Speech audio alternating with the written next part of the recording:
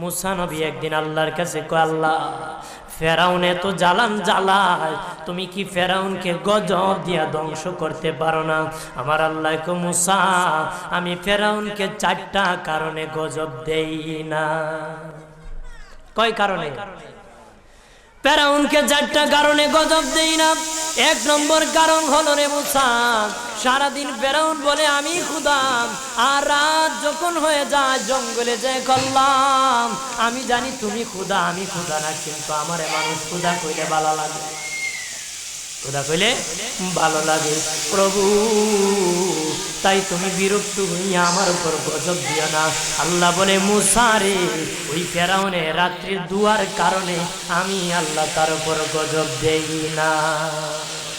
2 নম্বর কারণ হলো, আরে মুসা তোমার মুখে দাড়ি, ফেরাউনের মুখে দাড়ি, তোমার পরনে জুব্বা, ফেরাউনের পরনে জুব্বা, তোমার মাথায় পাগড়ি, ফেরাউনের মাথায় পাগড়ি। আমি যদি গজব দিই জুব্বার বেজ্জতি হবে, পাগড়ির বেজ্জতি হবে, দাড়ির বেজ্জতি হবে। মুসা রে ওই জুব্বার পাগড়ির ইজ্জত রক্ষার কারণে আমি আল্লাহ ফেরাউনকে গজব দেই না।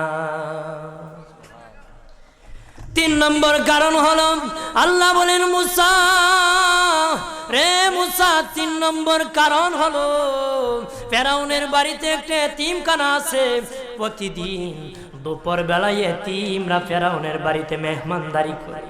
তারা খাওয়ার পরে আমি আল্লাহর কাছে দোয়া করে, আল্লাহ তুমি যদি গুসা হয়ে ফেরাউনকে গজব দিয়ে ধ্বংস করে দাও, আমরা এতিমকে কে খাওয়াইবে রে আল্লাহ, আমাদের দুয়ার বরকতে ফেরাউনকে গজব দিও না।